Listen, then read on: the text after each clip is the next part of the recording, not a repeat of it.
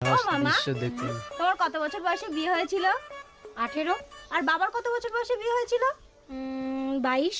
আমার তো 23 বছর বয়স। না না, আমার বিয়ের কথা বলছি না, আমি হিসাব করছিলাম, আমার 23 বছর হয়েছে। কি? রিয়া পালাই গেছে?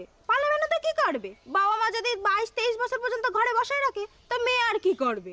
জানিস, আমারও একটা বান্ধবী আছে, তার 23 বছর বয়স। উমা, তোর বাবা মা এমন ভাব দেয় যেন 12 না 13 বছর বয়স। ও মা, একটা কথা শুনিছো? কি কথা? আমার ছাত্রীর না বিয়ে হয়ে গেছে। ভালো কথা তো। মানে ছাত্রীর বিয়ে হয়ে গেছে, ম্যাডাম এখানে বসে রয়েছে। না না, কিছু না।